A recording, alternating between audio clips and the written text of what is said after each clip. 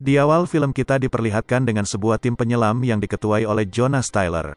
Pada saat itu John bersama timnya mendapatkan misi menyelamatkan kru kapal selam nuklir yang rusak akibat diserang oleh monster purba di Laut Palung Mariana. Dengan semaksimal mungkin, John bersama timnya berhasil menyelamatkan seluruh kru kapal. Namun pada saat-saat terakhir, tersisa 2 kru tim John yang masih tertinggal di dalam bangkai kapal selam. Melihat jika kapal selam itu akan meledak, John pun bingung harus berbuat apa. Dan pada akhirnya John pun memilih pergi meninggalkan 2 temannya itu. Sang teman pun merasa marah atas keputusan John itu. Namun John meyakinkan jika keputusannya itu adalah tepat, mengingat jika kapal itu akan segera meledak. Benar saja, tak jauh mereka pergi, kapal selam itu langsung hancur berkeping-keping. Scene melompat ke 5 tahun kemudian, di mana terdapat markas penelitian bawah laut yang didirikan di Laut Shanghai, Cina. Markas itu dibuat untuk menyelidiki ada monster apa di bawah Laut Palung Mariana, karena insiden 5 tahun lalu yang membuat kapal selam hancur diserang. Tak lama kemudian datanglah seorang miliarder yang mengunjungi tempat itu. Dia bernama Jack Morris. Di sana Jack disambut baik oleh Dr. Chang. Dr. Chang juga memperkenalkan anaknya yang bernama Suyin, dan cucunya bernama Mei Ying. Setelah saling berkenalan, Dr. Chang kemudian mengajak Jack untuk melihat-lihat ruang bawah laut hasil karyanya, untuk menyelidiki apa yang ada di bawah laut. Setelah itu Dr. Chang mengajak Jack untuk memperkenalkan dengan semua karyawan-karyawannya. Di antara bernama Jack, yang merupakan seorang insinyur kapal selam. Lalu Dr. Hiller yang kini bekerja juga dengan Dr. Chang sebagai petugas medis. Kemudian DJ, yang merupakan seorang pilot kapal penjelajah jarak jauh. Lalu Mac, yang bertugas di kepala bagian di sana. Di hari itu ternyata mereka mendapat tugas dari Dr. Chang untuk mengecek ada apa di bawah dasar Laut Palung Mariana.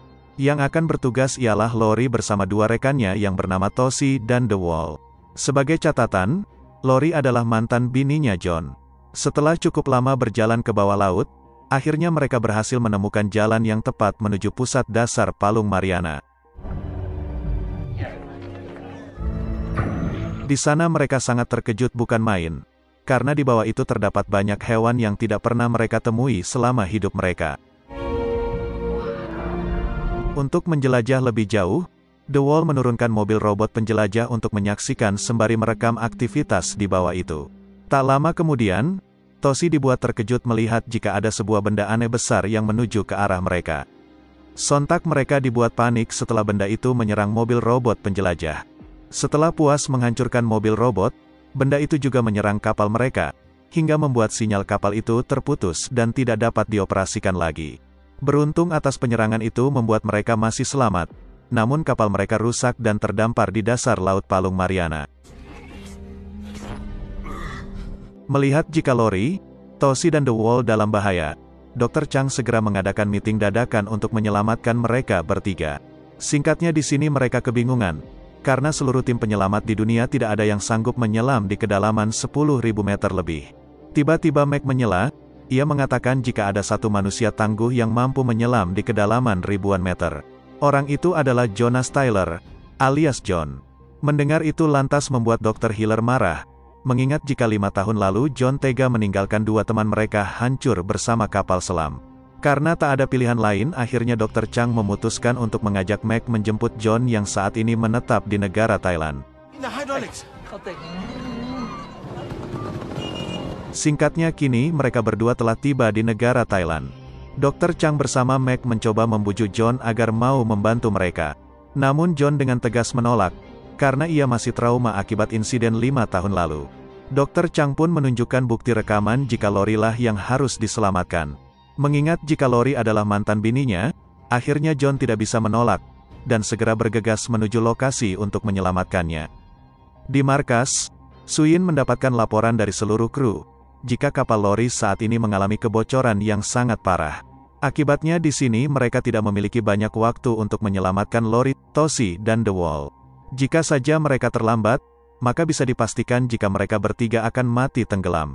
Mengingat jika John tak kunjung datang, akhirnya Suyin dengan terpaksa akan turun sendiri untuk menyelamatkan mereka bertiga. Sebelum pergi, Suyin meminta doa restu kepada anaknya Mei Ying. Tak ingin membuang-buang waktu, Suyin segera terjun dengan kapal penjelajah menuju dasar Palung Mariana untuk menyelamatkan tim Lori. Tak selang berapa lama Suyin pergi, Dr. Chang bersama Meg pun tiba di lokasi dengan membawa John. Bukannya diberi kopi, mereka bertiga malah diberi kabar buruk. Karena kapal tim Lori mengalami kebocoran, ditambah dengan Suyin yang terjun duluan untuk menyelamatkan mereka. Mendengar hal itu lantas membuat John panik dan bergegas menuju kapal untuk menyelamatkan mereka. Sebelum pergi ke dalam laut, tiba-tiba John ditemui Mei Ying. Mei Ying mengatakan jika John harus berjanji membawa ibunya Suyin kembali dengan selamat. John pun tersenyum, dan segera menuju dasar Palung Mariana dengan kecepatan penuh. Di tengah perjalanan John sembari menghubungi Suyin untuk segera kembali ke atas. Namun Suyin tak peduli, dan terus tancap gas menuju dasar laut. Singkatnya di sini Suyin berhasil tiba, dan berhasil menemukan keberadaan kapal tim Lori. Pada saat Suyin hendak menembakkan tali pengikat ke kapal tim Lori, tiba-tiba ia diserang oleh makhluk misterius. Dan ternyata makhluk itu adalah cumi-cumi raksasa yang juga penghuni dasar Palung Mariana. Pada saat cumi-cumi itu hendak menelan kapal Suyin, tiba-tiba datanglah hiu raksasa yang berukuran gedung. Dan faktanya itu adalah sang penguasa laut, yaitu Megalodon. John yang mendengar itu lantas sangat senang, karena dugaannya selama ini ternyata benar. Sedangkan semua orang di markas sangat terkejut. Tidak terkecuali dengan Dr. Hiller yang merasa malu, akibat tidak percaya dengan perkataan John 5 tahun lalu. Untuk menolong Suyin, John menembakkan suar untuk mengalihkan perhatian Megalodon. Setelah Megalodon pergi, Suyin segera kabur dengan menggunakan pelontar kapal. John pun menggantikan posisi Suyin yang langsung menempelkan kapalnya ke kapal tim Lori. Setelah berhasil terbuka, John langsung segera menarik mereka satu persatu.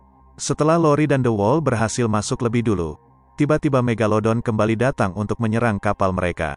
Melihat jika dirinya tak sempat lagi pindah, Toshi pun mengorbankan dirinya. Toshi segera menutup pintu kapal lalu melontarkan kapal John. Benar saja, Megalodon langsung mencaplok kapalnya, sehingga terjadilah ledakan yang membuatnya tewas. Setelah John berhasil tiba di permukaan, ia langsung mengevakuasi Lori dan The Wall untuk diobati oleh Dr. Hiller. Dr. Hiller pun sangat malu, dan meminta maaf kepada John, karena 5 tahun lalu ia tak percaya dengannya. Atas kejadian sebelumnya, Dr. Chang langsung mengadakan rapat bersama seluruh karyawannya mengenai hiu Megalodon. Mereka sangat tidak percaya jika saja hiu purba jutaan tahun lalu masih hidup sampai saat ini. Mereka takut, bagaimana jika Megalodon itu berhasil keluar dari permukaan hidrogen sulfida Palung Mariana. Jika itu terjadi, maka bisa dipastikan akan menimbulkan jutaan korban jiwa atas keganasannya. Sedangkan Mei Ying malah asyik bermain dengan bola remote-nya. Pada saat bolanya mentok di simpang 3 jalan, tiba-tiba Megalodon muncul tepat di depan mata kepalanya. Melihat itu, lantas membuat Mei Ying merasa sangat bahagia. Mendengar jeritan dari Mei Ying, semua orang langsung berlarian menuju lokasi. Setelah tiba, Mei Ying langsung bercerita jika ia melihat ikan lele raksasa. Mereka pun bengong melihat salah satu anak paus terlihat sangat panik. Dan tiba-tiba dari belakang terdapat Megalodon yang langsung mencaploknya. Melihat itu jelas membuat mereka sangat panik, karena Megalodon berhasil menembus batas tekanan hidrogen di dasar laut. Setelah melihat di monitor layar, mereka terkejut karena gerakan Megalodon mengarah ke arah kapal nelayan yang sedang mencari rejeki. Mereka pun segera menyusul untuk menyelamatkan nelayan itu dengan menggunakan kapal pemburu ikan. Setibanya di lokasi, ternyata mereka telah terlambat, karena kapal bersama nelayannya terlihat telah hancur lebur. Melihat itu mereka pun melakukan rencana untuk menaklukkan ikan itu menggunakan racun. Dengan ketangguhannya, John mengorbankan diri sebagai umpan untuk memancing Megalodon itu ke arah mereka. Atas kode aman dari Suyin, John langsung terjun dan berenang perlahan menuju tengah laut. Melihat mangsa, jelas Megalodon tak menolak, dan segera menghampiri John untuk dijadikan makan siang. Dengan tenang John menembakkan GPS ke arah Megalodon. Setelah berhasil mengenai siripnya, John segera berenang kembali ke kapal. Melihat jika John akan menjadi mangsa, semua kru langsung menghidupkan mesin untuk menarik John sembari kabur dari kejaran hiu itu. Beruntung di sini Dewi Fortuna masih berpihak kepada John. Setelah mereka berhasil memantau si hiu dari GPS, mereka pun merancang rencana lainnya untuk menaklukkan si Megalodon dengan menggunakan racun tikus. Setelah rencana terancang dengan matang, kini giliran Suyin yang akan memancing si Megalodon dengan menggunakan kandang burung versi jumbo. Setelah Suyin perlahan masuk ke dalam air, si gendut menaburi ikan cincang campur micin untuk memancing Megalodon dengan aroma sedapnya. Setelah tiba di kedalaman tertentu, ternyata Megalodon berhasil terpancing dan langsung menyerang Suyin dari bawah. Pada saat Suyin hendak menembaknya ke arah mata, Megalodon pun pergi karena kesilauan terkena laser senjata Suyin. Ternyata ia pergi hanya untuk mengambil ancang-ancang untuk menyerang Suyin secara membabi buta. Pada saat itu pula Suyin berhasil menembakkan racunnya ke badan si Megalodon. Melihat jika Suyin dalam bahaya, John pun turun tangan untuk menyelamatkannya. Karena tubuh dan tenaganya sangat besar, membuat kapal mereka tergeret dan si Jack terpental ke laut. Melihat Jack, lantas si Megalodon lebih memilihnya, karena si Jack lebih kaya dan berduit. Namun si Megalodon harus gigit jari, karena si Jack berhasil diselamatkan. Kembali lagi ke John yang saat ini bergegas menyelamatkan Suyin, karena tabung oksigennya bocor akibat terbentur kandang. Untuk mengalihkan perhatian si Megalodon, The Wall melemparkan daging cincang sembari menyiapkan jebakan untuk menjeratnya. Benar saja, ternyata Megalodon berbalik memakan umpan, dan terkena jeratan yang dibuat. Pada saat si Megalodon berbalik hendak memangsa John dan Suyin, tiba-tiba tali jeratan mereka berhasil menghentikan gerakannya. Tak lama kemudian Megalodon pun tumbang karena efek racunnya telah bereaksi. John pun segera membawa Suyin ke permukaan untuk memberikan pertolongan kepadanya. Setelah Suyin kembali sadar, ia sangat terkejut melihat jika si Megalodon berhasil ditangkap. Terlihat jika semua kru sangat bahagia dan akan mengabadikan momen itu. Pada saat The Wall akan berfoto, tiba-tiba ia terkejut dan terjatuh akibat dikerjai oleh si TJ. Dari bawah datanglah Megalodon yang lebih besar langsung melahap The Wall bersama mayat Megalodon sebelumnya. Atas kejadian itu membuat kapal mereka terbalik, dan semua kru terhempas ke laut. Dr. Hiller bersama Jack yang terlempar cukup jauh, lantas memancing Megalodon untuk melahap salah satu dari mereka. Untuk menyelamatkan Jack, Dr. Hiller mengorbankan dirinya.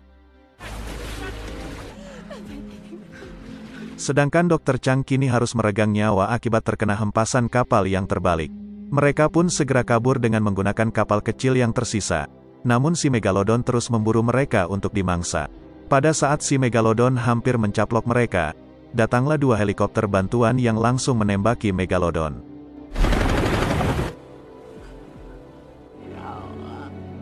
Mereka pun dievakuasi ke daratan, dan film pun belum berakhir. Singkat cerita malam pun tiba, di mana Jack mempersiapkan diri untuk balas dendam kepada Megalodon yang hampir memangsanya. Ia pun dijemput oleh para anak buahnya untuk membunuh Megalodon dengan caranya sendiri. Setibanya di lokasi tempat Megalodon, Jack bersama anak buahnya langsung menjatuhkan bom jumbo yang ternyata berhasil mengenai si Megalodon. Pada saat bangkainya timbul ke atas, mereka baru menyadari jika itu bukanlah Megalodon, melainkan hanya ikan paus. Anak buah Jack yang panik, lantas memacu gas kapalnya untuk kabur dari sana. Jack yang panik pun mencoba menyelamatkan diri dengan cara menaiki bangkai ikan paus itu. Namun tiba-tiba,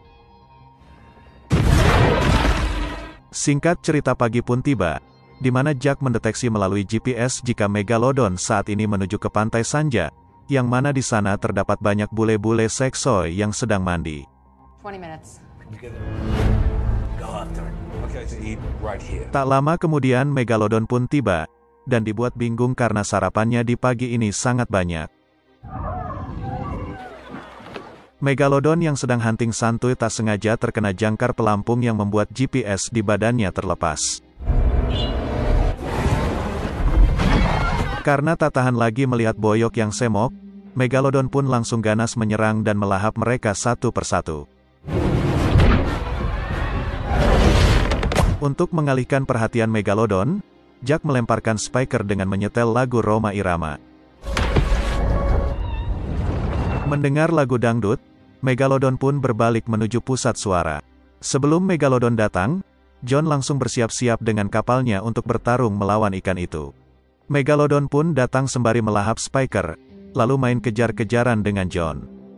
John dengan keahliannya berliuk-liuk menghindari Megalodon memasuki lubang karang yang sempit dan legit. Suyin pun juga turun untuk ikut baku hantam dengan si ikan nakal. Pada saat posisi berhadapan, Suyin segera melepaskan roket peledak ke arah Megalodon. Melihat jika akan mendapatkan berita besar, wartawan TV bersama YouTuber langsung terbang dengan helikopter untuk meliput berita dan membuat konten. Karena pilotnya masih amatiran, membuat mereka oleng dan saling bertabrakan.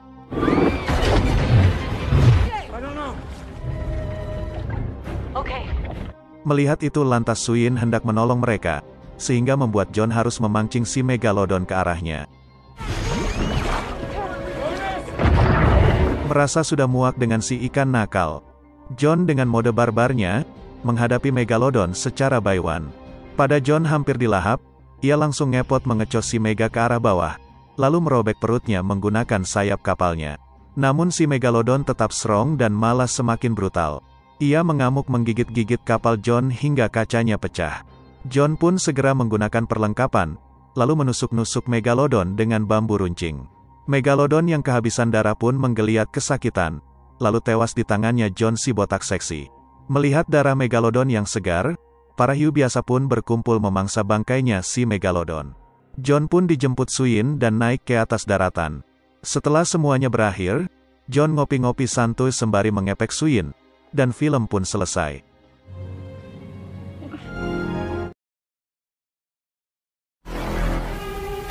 Di awal film kita diperlihatkan dengan suasana 65 juta tahun lalu, di mana para dinosaurus kecil sedang asik memakan bangkai. Kita sebut saja namanya Mas Bro. Tidak lama kemudian, datanglah T-Rex dari belakang untuk menyantap mereka. Dengan kelincahannya, kelompok Mas Bro berlari dan menyelam ke dalam lautan, sehingga T-Rex gagal untuk makan siang. Namun tak lama kemudian, tiba-tiba rombongan Mas Bro balik lagi ke daratan dengan sangat ketakutan. T-Rex yang bingung, lantas tak peduli, dan sangat asik menyantap Mas Bro yang berhasil ia tangkap.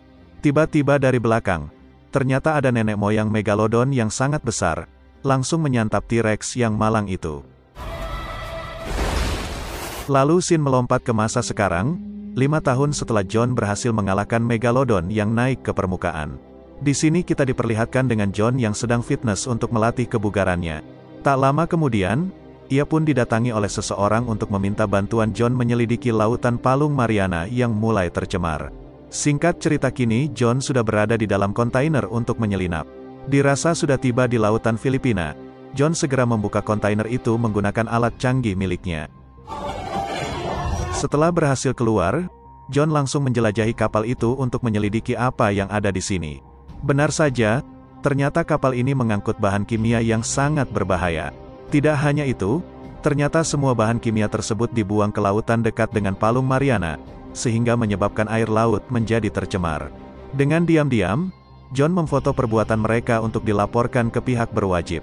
Setelah itu John masuk ke dalam salah satu ruangan untuk memfoto bukti berupa catatan. Namun dengan tidak terduga, di sana ternyata ada burung kakatua yang langsung berteriak meminta pertolongan. Atas perbuatan si burung, kini John ketahuan oleh seluruh kru kapal, yang membuat John tak ada pilihan lain selain melawan mereka semua. Sambil berlari, John satu persatu melumpuhkan mereka dengan ilmu bela dirinya. Tak cukup dengan itu, John pun memanggil kodamnya untuk mengimbangi mereka semua. Setelah ia terkepung tak bisa kemana-mana lagi, John akhirnya memutuskan untuk terjun bebas ke dalam lautan. Tak lama kemudian, datang pesawat yang ternyata dikendarai oleh temannya John, yaitu Meg. Dengan cepat Meg mengangkut John, lalu segera pergi dari sana untuk balik ke markas. Setibanya di markas, John langsung memberikan memory card yang berisi foto kejahatan di kapal sebelumnya. Lalu scene berpindah ke salah satu markas penelitian bawah air di negara Cina, yang mana kita diperkenalkan dengan anaknya Dr. Zeng. Dia bernama Ji Uming. Kita sebut saja namanya Jiming, mengingat jika Dr. Zeng sudah tewas. Lantas ialah yang meneruskan perjuangan ayahnya untuk meneliti lautan dalam. Di sini, Jiming sedang mencoba baju besi yang mempunyai tenaga sangat kuat, sampai-sampai bisa menghancurkan batu seberat 200 kilo. Tak lama kemudian, ia pun ditemui oleh Mei Ying yang kini sudah beranjak remaja. Setelah itu, mereka bersiap-siap untuk menghadiri acara ulang tahun perusahaan milik almarhum Dr. Zeng yang ke-10 tahun. Di sana, terlihat jika Mei Ying sangat akrab dengan John, dan sudah ia anggap sebagai ayah, mengingat jika dahulu nyawanya pernah diselamatkan oleh John. Jiming pun naik ke atas panggung untuk menyampaikan pidatonya. Di sana Jiming berterima kasih kepada para tamu dan investor yang bersedia hadir di acara ini. Jiming juga berkata, jika acara ini sekalian untuk mengenang almarhum sang ayah dan saudara perempuannya, yang ternyata, Suyin ibunya Mei Ying telah tewas hampir 2 tahun lalu. Ia pun menyampaikan mengapa meneruskan lembaga penelitian milik ayahnya ini, karena ia ingin kenangan sang ayah dan Suyin terus ada. Maka dari itu, di hari anniversary yang ke-10 ini, ia menunjukkan kepada para tamu salah satu megalodon di penangkaran ini. Jiming menyampaikan, jika mereka berhasil menangkap megalodon ini tepat 5 tahun lalu, karena memiliki luka yang sangat banyak, mengingat si megalodon hampir mati. Lantas mereka membawa untuk menelitinya, dan ia pun diberi nama Haiki. Sebagai penutup, ia pun menunjukkan jika John lah sebagai orang satu-satunya yang pernah mengalahkan megalodon. Mendengar hal itu, lantas semua orang dan wartawan meminta John untuk berfoto bersama. Keesokan harinya, Jiming nekat melompat ke kolam penangkaran megalodon untuk mengetes alat canggihnya. Melihat hal gila itu, lantas John dan Mei Ying pun diberitahu oleh karyawan lainnya. Mendengar itu, dengan cepat Mei Ying dan John menyuruh Jiming untuk segera naik, dan mengurungkan niat gilanya itu. Jiming yang ngeyel, datanglah Haiki dari belakang, dan siap menelannya hidup-hidup. Benar saja, Jiming yang menekan tombol di kostumnya, berhasil membuat Haiki kabur menjauhinya. Namun tak lama kemudian, DJ curiga melihat Haiki yang putar balik lagi dengan kecepatan penuh untuk memangsa Jiming. Melihat jika Jiming seperti panik, lantas membuat semua orang yang ada di sana menjadi ketakutan, dan tiba-tiba, di saat semua orang mengira jika Jiming telah ditelan, tiba-tiba ia muncul membuka pintu, hingga membuat Mei Ying menjadi lega, dan langsung memeluk sang paman. Setelah itu mereka pergi ke Manawan, tempat penelitian bawah laut yang dekat dengan Palung Mariana. Di sana, mereka ingin meneliti lautan lebih jauh lagi, untuk mencari spesies hewan lain.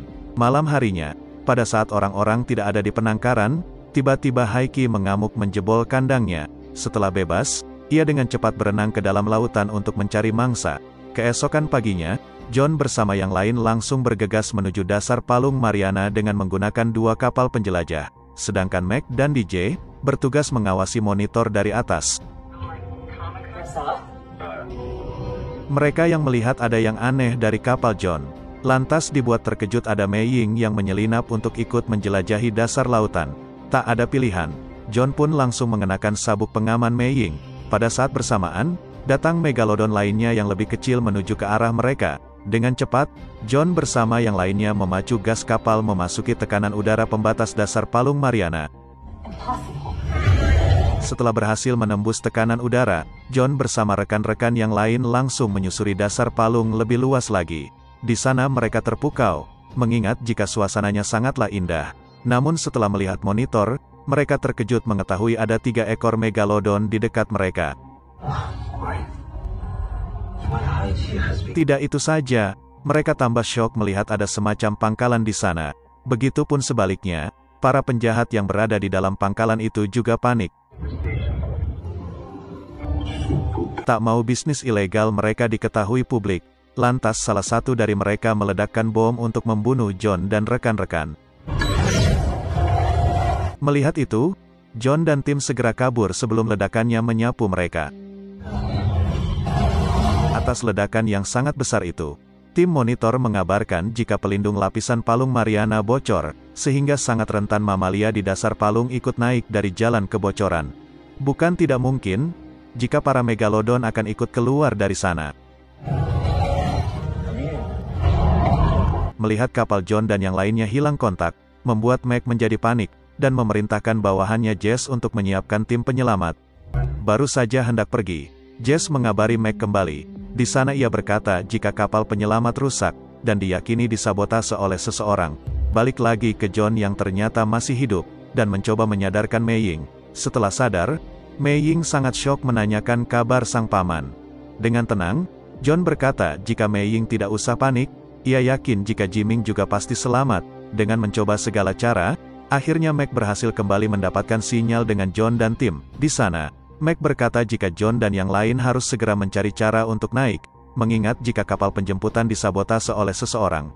Tidak itu saja, oksigen di kapal John dan tim juga berkurang dengan cepat, karena tabungnya mengalami kebocoran. Mendengar berita buruk itu, lantas John mengajak yang lainnya untuk kembali ke pangkalan yang mereka temukan tadi. Dengan menggunakan kostum canggih milik Jiming, mereka langsung keluar dari kapal dan berjalan perlahan menyusuri dasar lautan menuju pangkalan tadi. Secara perlahan, John bersama rekan-rekan berjalan melewati keindahan di sana. Melihat ada spesies hewan-hewan unik, membuat mereka terpukau karena bisa melihat hewan-hewan baru. Sedangkan di atas, Meg memerintahkan DJ dan Jess untuk menarik semua rekaman CCTV di sana untuk mengetahui siapa pelaku penyabotase kapal.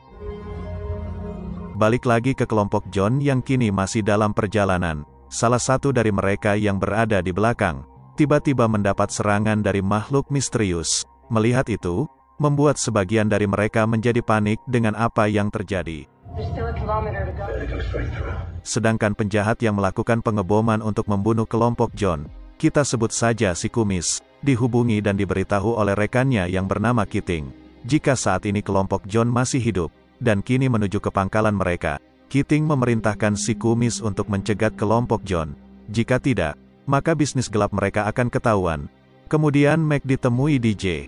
DJ menjelaskan jika seluruh rekaman di markas sudah rusak oleh musuh dalam selimut. Balik lagi ke kelompok John yang saat ini hampir tiba di pangkalan. Pada saat itu pula, datang spesies hewan unik yang menyerang mereka dengan membabi buta. Melihat jika Mei Ying dibawa, Jiming langsung menyalakan flare putih untuk mengusir mereka.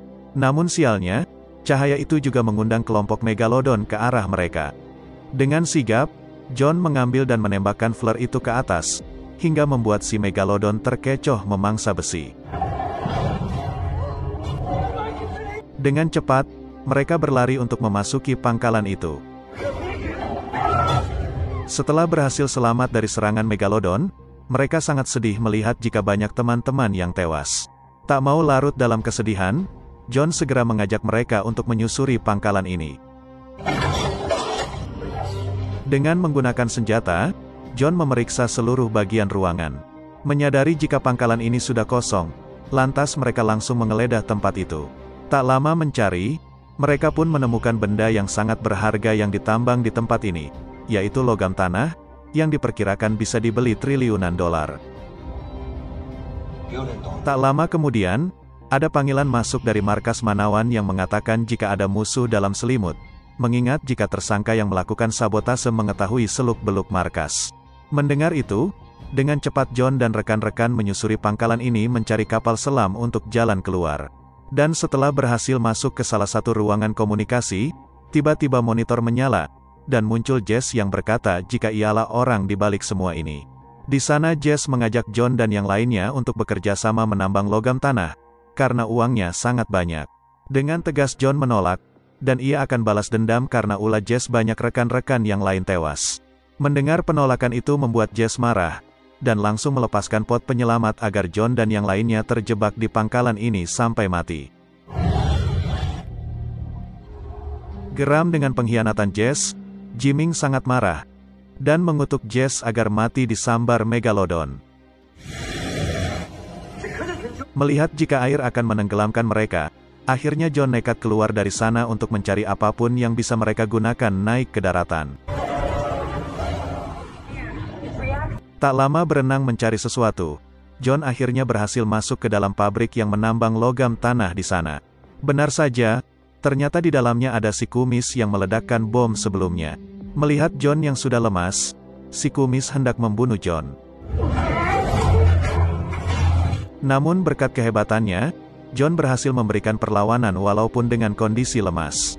Untuk mengimbangi si Kumis yang menggunakan pisau, John melemparkan apa saja yang ada di sana, hingga membuat si Kumis tergolek pingsan. Menyadari jika Mei Ying dan yang lainnya akan tenggelam, dengan cepat John mengotak-atik komputer di sana untuk membuang air. Beruntung, Di sana John berhasil menyelamatkan rekan-rekan sebelum mereka kelelep air. Di markas Manawan, Mac dan DJ telah mengetahui jika Jess lah pelaku sabotase, dan bisa dipastikan jika ialah musuh dalam selimut. Dari luar, ternyata ada Jess bersama kelompoknya menuju markas Manawan untuk mengambil alih markas. Sedangkan kelompok John, kini berhasil menemukan satu pot penyelamat milik si kumis. Dengan cepat, mereka segera pergi dari sana, karena para megalodon sudah mengamuk menyerang tempat itu. Setelah berhasil menembus pembatas Palung Mariana, mereka khawatir melihat pembatasnya terbuka akibat ledakan sebelumnya. Dan apabila itu tidak tertutup, dikhawatirkan para megalodon akan ikut keluar dari sini. Benar saja, tanpa diketahui oleh mereka, salah satu giant octopus ikut keluar dari sana menuju permukaan. Ditambah lagi ada si kumis yang mengentol secara diam-diam. Setibanya di markas Manawan, Jess bersama rekannya mencoba memaksa Mac dan DJ untuk membuka pintu. Jika tidak, maka mereka akan dibunuh. Dengan menggunakan alat setrum dan semprotan cabai, Mac dan DJ membuka dan melawan mereka semua. Pada saat itu pula, John bersama rekan-rekan sudah tiba di permukaan. Melihat ada banyak penyusup di sana, mereka mengendap-endap untuk melumpuhkan kelompok Jess. Sedangkan Mac dan DJ, kini terus memberikan perlawanan yang epik, hingga membuat para musuh menjadi kewalahan. Namun walaupun begitu, pada akhirnya mereka berdua harus tertangkap, karena ditodong dengan senjata dari berbagai sudut. Melihat itu, dengan cepat John dan Jiming menolong mereka dengan menyergap secara diam-diam. Si kumis yang juga berhasil naik, langsung menemui Jess, dan mengatakan jika John dan yang lainnya berhasil selamat, dan saat ini sedang berada di sini. Mendengar hal itu, lantas Jess pun memerintahkan para bawahannya untuk mencari dan membunuh kelompok John. Mei Ying yang berada di luar, dibuat terkejut melihat ada 3 megalodon yang ikut keluar dari Palung Mariana, dan menuju ke arah mereka. Jess yang berbicara dengan Keating lewat telepon, tidak sadar jika di belakangnya sudah ada megalodon yang akan mencaploknya. Dengan cepat, John bersama rekan-rekan segera kabur dari sana dengan menggunakan gayung agar tidak memancing megalodon. Tak ingin kelompok John kabur begitu saja, lantas sebagian anak buah Jess mengejarnya dengan menggunakan mesin. Melihat itu, si kumis segera menyuruh mereka untuk kembali, karena di sana ada megalodon yang berkeliaran. Dan pada saat John akan ditembak, dari bawah sang megalodon mendahului menelan mereka. Menyadari jika pasti ada banyak makhluk Palung Mariana yang keluar dari dasar laut, John dan rekan-rekan memutuskan untuk segera pergi menuju Fun Island, karena di sana ada banyak wisatawan yang sedang liburan. Sedangkan kelompok si kumis yang sudah tiba terlebih dahulu, langsung menyebar untuk menghabisi kelompok John. Pada saat itu pula, ternyata para megalodon juga sedang menuju ke Fun Island. Dengan tidak terduga, anak buah si kumis tiba-tiba disergap oleh makhluk misterius, yang ternyata dia adalah Mas Bro. Mereka yang terkejut melihat itu, langsung menembaki kawanan Mas Bro secara acak, hingga membuat semua wisatawan menjadi panik masuk ke dalam air. Melihat itu, lantas John dan rekan-rekan melarangnya, karena dikhawatirkan akan ada megalodon yang datang. Benar saja, para kawanan megalodon sudah tiba, dan langsung menyerang dan menelani para wisatawan yang keras kepala. Keating yang hendak kabur, dibuat terkejut karena para anak buahnya telah tewas. Dan pada saat ia menyiapkan senjata, dari belakang ada Mas Bro yang menyergap dan menyeretnya untuk dijadikan santapan. John yang telah geram dengan para megalodon yang semakin melunjak, memutuskan untuk melawan mereka dengan menggunakan tombak Moskov. Benar saja, ternyata rombongan megalodon itu dipimpin oleh Haiki, megalodon yang dikurung di penangkaran sebelumnya. Melihat Haiki yang terus mengejarnya, John memacu gas menggiring mereka menuju ke tengah lautan untuk meminimalisir jatuhnya korban jiwa. Sedangkan di Fun Island, terlihat jika rekan-rekan John terpojok dan ditodong di dalam ruangan. Dengan kecerdikannya, Jiming membuka pintu tralis, yang membuat para penjahat itu habis disergap oleh pasukan Mas Bro. Balik lagi ke John yang kini berhadapan 1 lawan 1 dengan megalodon. Pada saat hampir dekat, ia langsung melemparkan tombak Moskov, yang membuat megalodon itu lari kesakitan. Di lemparan kedua, John berhasil membunuh salah satu dari mereka, yang membuat Haiki marah besar. Balik lagi ke Jiming dan Meg yang ingin pergi dengan helikopter. Melihat ada salah satu Mas Bro di sana, mereka memancingnya agar pergi menjauhi helikopter.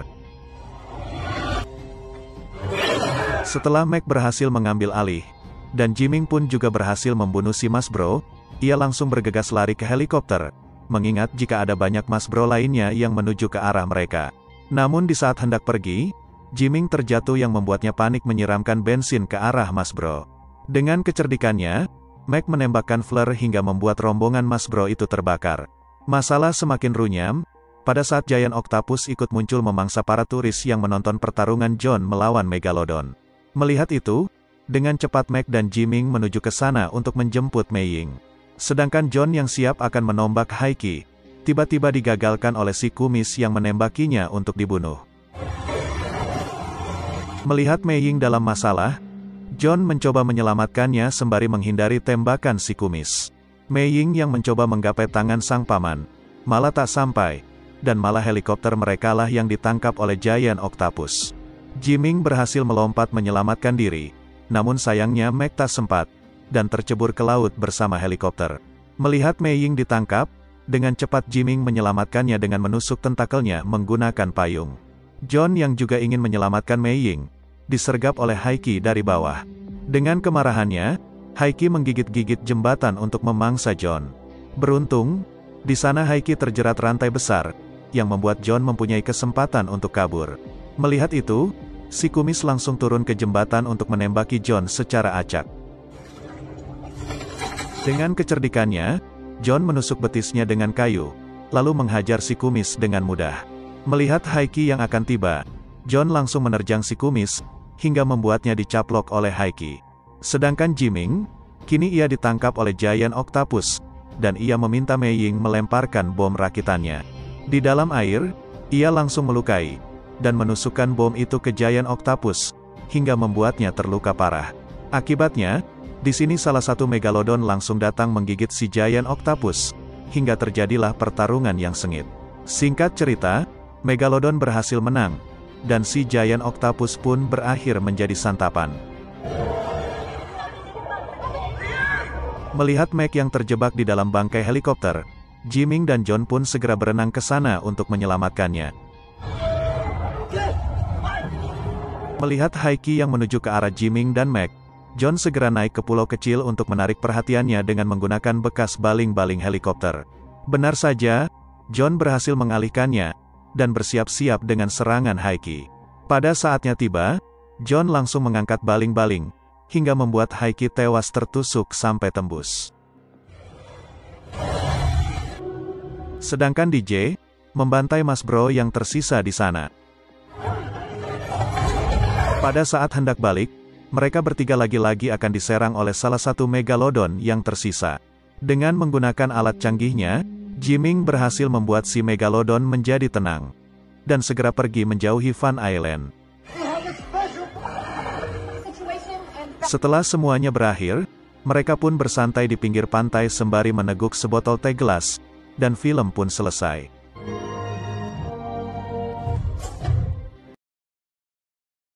Di awal film kita diperkenalkan dengan dua agen FBI yang sedang berperang dengan kelompok gangster di Amerika. Dia adalah John dan Tom. Dengan kemampuan mereka berdua, mereka berhasil menghabisi musuh satu persatu dengan sangat mudah. Di tengah pertempuran tiba-tiba John menemukan bekas selongsong peluru yang sangat unik, dan ia pun mengambilnya. Setelah itu John dan Tom melanjutkan menghabisi anggota gangster yang tersisa. Lagi asik-asiknya membantai musuh, John terkena tembakan dari pembunuh bayaran yang bernama Rogu. Pada saat John hendak dieksekusi, datanglah Tom yang langsung menembak Rogu, hingga membuatnya jatuh dan hilang di dalam laut. Keesokan paginya, John menelpon dan mengajak Tom beserta keluarganya untuk berpiknik di suatu tempat. Dan suatu hal yang tidak diinginkan pun akan terjadi, di mana Rogu yang ditembak oleh Tom di dermaga sebelumnya belum tewas. Di sini ia sangat marah dan berniat membalas dendam kepada Tom. Secara perlahan ia menuju kediaman Tom, yang mana di sana terdapat anak dan juga istri Tom. Dengan kejam Rock menyergap dan menghabisi Tom beserta keluarganya. Tidak lama kemudian John bersama keluarganya tiba di rumah Tom. Di sini John sangat terkejut mendapati Tom bersama keluarganya telah tewas hangus terbakar. John pun sangat sedih dan terpukul, mengingat jika Tom adalah rekan kerja sekaligus sahabat terbaiknya. Pada saat John menyusuri rumah Tom, ia menemukan bekas selongsong peluru yang sama persis dengan selongsong yang ia temukan di dermaga sebelumnya. John pun menyadari jika yang telah membunuh sahabatnya adalah Rogu. Scene melompat ke 3 tahun kemudian, di mana Rogu menghampiri bar kediaman geng Yakuza. Secara perlahan, Rogu menuju ruangan di mana geng Yakuza berkumpul. Bisa disimpulkan jika Rogu akan melakukan sesuatu. Dan benar saja, Rogu langsung mengeksekusi salah satu anggota Yakuza.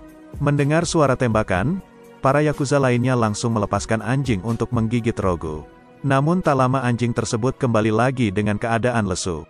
Setelah dicek, benar saja ternyata anjing tersebut telah dipasangi bom oleh Rogu. Dalam keadaan sekarat, salah satu anggota Yakuza mengancam Rogu. Namun dengan santuinya Rogu mengeksekusinya. Tidak lama kemudian John bersama anggota FBI lainnya datang untuk menginvestigasi TKP. Di sini John menemukan salah satu anggota Yakuza yang sekarat. John pun menginterogasinya dengan kekerasan, namun Yakuza tersebut tetap bungkam. Setelah cukup lama mencari petunjuk, akhirnya John lagi-lagi menemukan bekas selongsong peluru yang sama di 3 tahun lalu, yaitu di dermaga dan di bekas rumah Tom yang terbakar. John pun menyimpulkan jika Rogu si pembunuh bayaran telah kembali. Setibanya di rumah, John mendapatkan telepon dari istrinya. John pun mengatakan jika Rogu yang telah membunuh Tom 3 tahun lalu saat ini telah kembali, dan ia akan membalas dendam kepada Rogu. Sang istri pun marah karena John sangat terobsesi untuk membalaskan dendam, sampai-sampai John mengabaikan keluarga. Setelah itu John mengadakan rapat bersama rekan-rekannya. Di sini John membahas tentang pembantaian geng Yakuza sebelumnya. Ia menduga jika yang melakukannya adalah Rogu, si pembunuh bayaran yang bekerja untuk geng Yakuza. John pun menyimpulkan jika saat ini Rogu telah berkhianat dari Yakuza dan bekerja sama dengan geng saingannya Yakuza, yaitu geng Triad yang diketuai oleh Li Cheng. Biar lebih mudah kita ganti aja nama Li Cheng menjadi Ujang. Scene berpindah ke Rogu yang bersiap-siap untuk menemui seseorang. Dan benar saja ternyata dugaan John tepat. Ternyata Rogu bekerja untuk Bos Ujang. Di sini Bos Ujang sangat berterima kasih kepada Rogu yang telah berhasil membantai anggota geng saingannya, yaitu geng Yakuza. Setelah itu Bos Ujang menyuruh Rogu untuk merebut kembali 2 patung kuda peninggalan keluarganya yang dicuri oleh Yakuza 30 tahun lalu. Bos Ujang juga menyuruh 2 anak buahnya yang bernama Wuti dan Joy untuk menemani Rogu merebut kembali patung kuda itu. Namun setelah Rogu keluar, Bos Ujang menyuruh Wuti dan Joy untuk mengawasi Rogu. Karena saat ini ia masih belum percaya dengan Rogu. Scene berpindah ke Jepang, di mana kita diperlihatkan dengan bos Yakuza bernama Shiro Yanagawa, yang sedang berlatih pedang samurai dengan anak buahnya. Di tengah latihan bos Shiro hampir terkena tebasan dari anak buahnya. Namun dengan baik hati bos Shiro memaafkannya. Akan tetapi dari belakang bos Shiro menebas kuping anak buahnya hingga putus. Dari sini kita bisa melihat jika bos Yakuza sangatlah kejam. Setelah itu bos Shiro dihampiri oleh anak gadisnya yang bernama Kira. Kira mengatakan jika posisi 2 patung kuda saat ini telah tiba di Amerika untuk dijual. Bos Shiro pun menyuruh Kira menyusul ke Amerika untuk mengawasi penjualannya secara langsung. Scene kembali lagi ke John yang saat ini menghampiri tempat yang bernama Pacinan untuk menemui teman lamanya yang bernama Benny. Di sini John meminta bantuan dari Benny untuk mencari tahu orang yang membuat selongsong peluru titanium yang biasa digunakan oleh Rogu. Benny pun mengatakan jika orang-orang yang ada hubungannya dengan Rogu, pasti mereka akan mati. Entah itu dibunuh oleh musuh Rogu ataupun dibunuh langsung oleh Rogu. Terlepas dari itu, Benny mengatakan jika John masih memiliki satu petunjuk, yaitu dokter bedah yang pernah mengoperasi wajah Rogu. Namun sampai saat ini keberadaannya belum ditemukan. Diyakini si dokter tersebut bersembunyi karena takut dibunuh juga oleh Rogu. Akan tetapi Benny akan berusaha keras membantu John menemukan di mana si dokter bersembunyi. Scene kembali lagi ke Rogu yang berbincang dengan Wuti dan Joy untuk membahas rencana merebut kembali 2 patung kuda dari Yakuza yang nanti malam akan menjualnya. Di tengah perbincangan tiba-tiba Rogu mengeluarkan Joy dari tim, karena ia telah menyewa kapten polisi korup yang bernama Andre untuk menjebak Yakuza nanti malam. Akibatnya membuat Joy sangat marah kepada Rogu.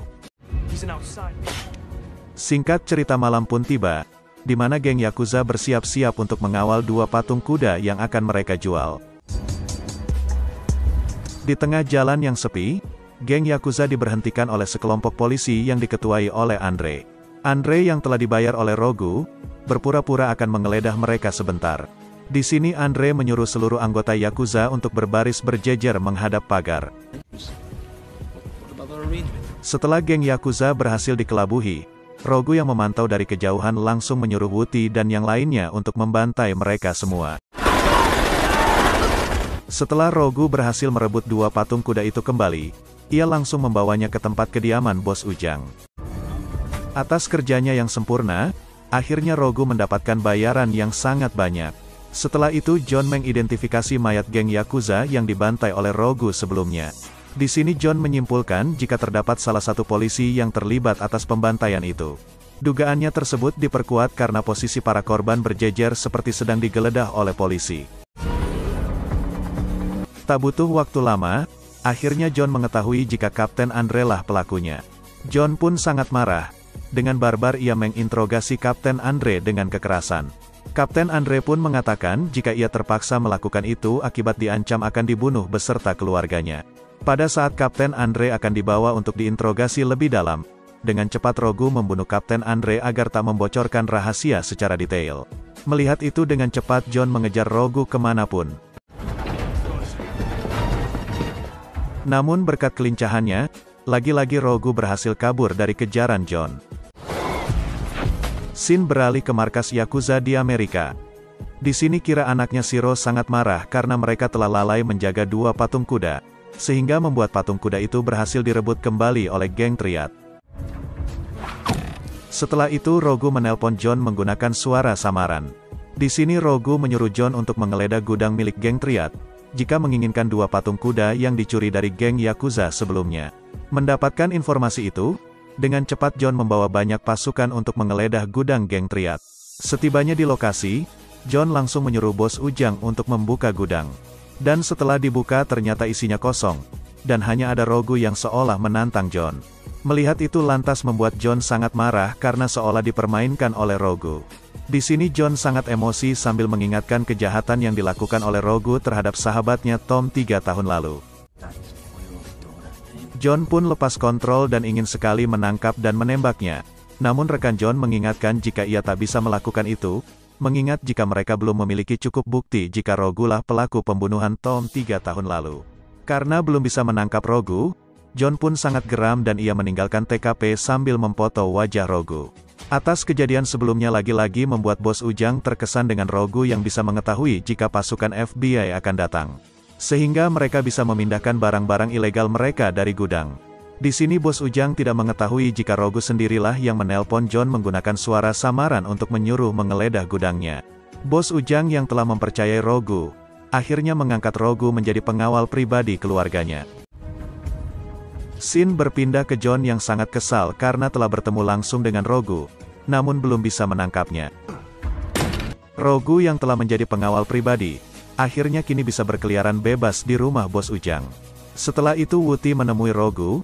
Wuti menyampaikan ketidaksukaannya atas keberhasilan Rogu yang telah merebut kepercayaan Bos Ujang. Namun di sini Rogu nampak tak memperdulikan Wuti dan langsung pergi meninggalkannya. Malam harinya Rogu menyamar menjadi anggota geng Yakuza. Dengan sengaja Rogu memancing kemarahan geng Triad, yang mana di sana ternyata ada Joy. Joy yang mengira jika orang tersebut adalah anggota Yakuza, akhirnya menyuruh semua gengnya untuk mengejar Rogu. Dengan kecepatan penuh, Rogu menggiring kelompok Joy memasuki wilayah kekuasaan geng Yakuza. Sehingga membuat perbaku hantaman antara geng Yakuza dan geng Triad pun tak dapat dihindari. Dirasa telah berhasil mengadu domba mereka, Rogu langsung turun tangan membantai mereka semua. Hingga tersisalah Joy. Rogu menghajarnya habis-habisan. Setelah itu membunuhnya dengan pedang milik Yakuza. Di sini terungkaplah fakta yang sangat membagongkan, karena tujuan Rogu sendiri adalah mengadu domba antara geng Yakuza dan geng Triad. Entah tujuannya apa, mari kita simak sampai habis. John dan rekan-rekan yang mengidentifikasi TKP, langsung menyimpulkan jika akan terjadi peperangan besar antara geng Yakuza dan geng Triad. Di markas John menyuruh setiap bawahannya untuk tetap stay di tongkrongan masing-masing geng. Dan apabila terjadi peperangan di salah satu tempat maka harus langsung memberikan kabar. Shin berpindah ke markas geng Triad. Di sini Wuti sangat marah karena saudaranya Joy tewas dibunuh oleh geng Yakuza. Wuti meminta Bos Ujang untuk segera melakukan serangan balasan. Namun dengan tegas Bos Ujang menyuruh Wuti untuk menahan diri sebentar dan jangan gegabah. Mendapatkan pirasat jika peperangan besar akan terjadi, Bos Ujang meminta permintaan kepada Rogu agar bisa menjaga dan menyelamatkan anak istrinya. Setelah itu Rogu keluar untuk memanasi Wuti agar langsung melakukan serangan balasan. Benar saja, malam harinya Wuti bersama anggotanya melakukan serangan balasan kepada geng Yakuza yang tengah berpesta di rumah makan Padang. Di sini Wuti dengan amarah membantai geng Yakuza tanpa ampun. Geng Yakuza pun tak tinggal diam dan memberikan perlawanan. Namun tetap saja Wuti lah yang berhasil memenangkannya. Anggota John yang stay di lokasi langsung memberitahukan jika di rumah makan Padang terjadi penyerangan oleh geng Triad. Mendapatkan informasi itu, dengan cepat John menuju ke lokasi peperangan. Singkat cerita, John bersama anggota FBI lainnya telah tiba di lokasi dan berhasil mengamankan Wuti. Namun dari tempat lain Rogu langsung menembak beberapa anggota FBI, hingga membuat Wuti berhasil kabur dari lokasi. Pada saat itu pula, semua anggota gangster dari kedua belah pihak memberontak dan menyerang semua agen FBI. Dengan kemampuannya, John berhasil mengalahkan mereka semua. Setelah itu John langsung mengejar Rogu yang hendak kabur.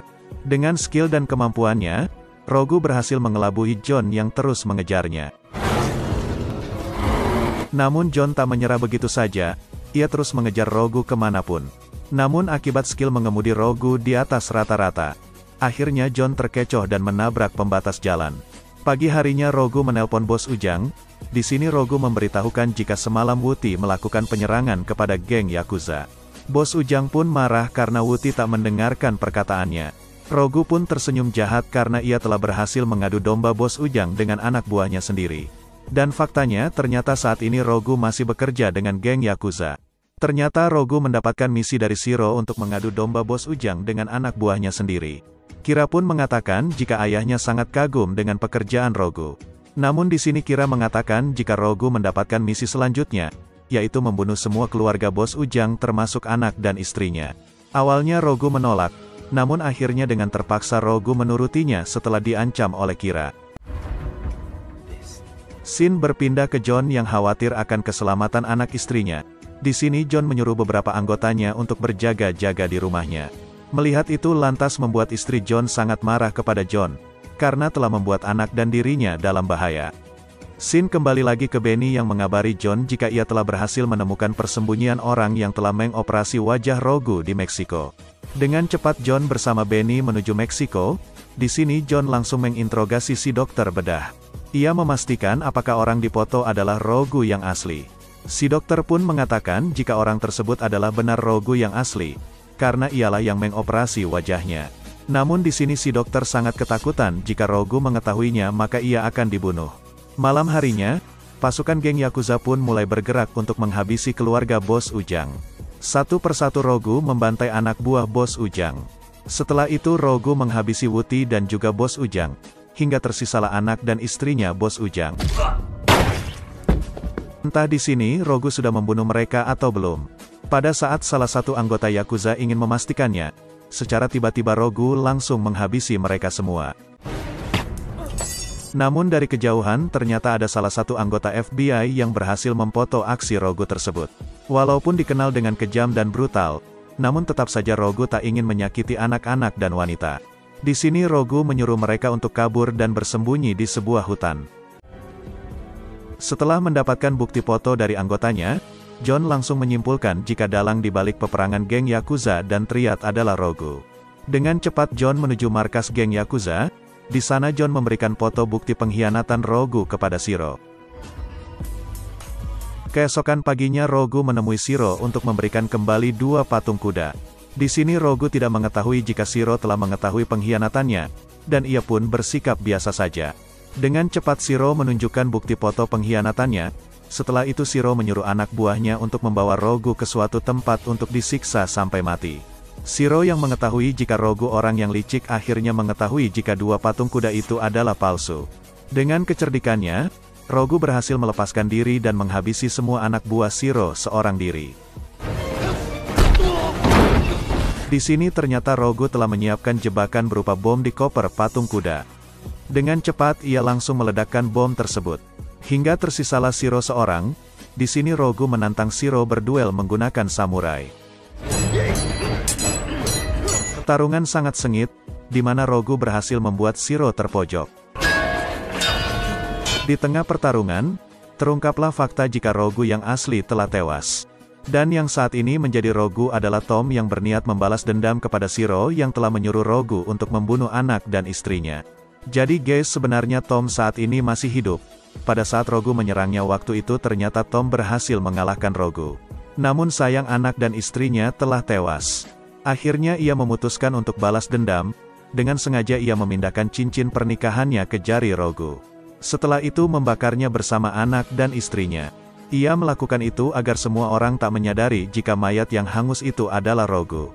Setelah itu ia pergi dengan membawa paspor dan uang milik Rogu yang tertinggal di mobilnya. Kemudian ia mengoperasi wajah dan suaranya agar mirip dengan Rogu yang asli. Dengan begitu ia bisa masuk menyusup ke geng Yakuza dan Triad dengan aman. Mendengar fakta itu lantas membuat Shiro sangat terkejut. Di detik-detik kematiannya, Shiro mengungkapkan fakta jika orang yang memberikan alamat rumahnya adalah John sahabatnya sendiri. Dan secara tidak langsung John lah penyebab kematian anak dan istrinya. Mendengar fakta itu lantas membuat Tom tak menyangka jika sahabatnya sendiri telah mengkhianatinya. Dengan rasa amarah Tom menggorok Shiro hingga putus. Keesokan paginya rekannya John yang bernama Goy mengabari John, jika Shiro telah tewas secara sadis. Mendengar hal itu lantas membuat John sangat ketakutan dan menyuruh Goy untuk keluar dari urusan ini. Kemudian Tom mengirim paket 2 patung kuda emas kepada istri bos Ujang, beserta surat yang berisi agar ia membuat hidup baru. Tom juga menyuruh Kira anaknya Shiro agar membuat hidup yang baru. Dan ia juga mengirimkan paket berisi potongan kepala ayahnya. Setelah itu Tom menelpon John untuk bertemu dan berduel di dermaga 1 lawan 1. John pun menelpon Goy untuk meminta bantuan. Setibanya di dermaga, mereka langsung baku hantam. Dengan kemampuan yang mereka miliki, terlihat jika mereka sangat imbang. Di mana mereka saling jual beli pukulan. Di tengah pertarungan akhirnya Tom mengungkapkan kepada John jika ia adalah Tom. Di sini Tom menanyakan mengapa John mengkhianatinya, yang membuat anak dan istrinya tewas. John pun sangat terkejut jika yang dihadapannya saat ini adalah Tom.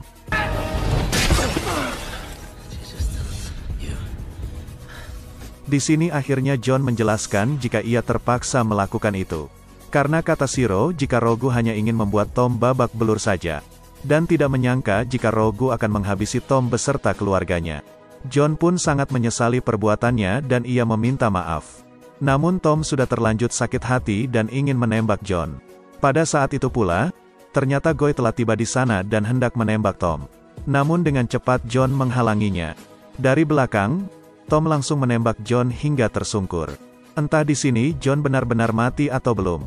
Di akhir film kita diperlihatkan dengan Tom yang hendak pergi ke Indonesia untuk menjalani hidup baru. Dan film pun selesai.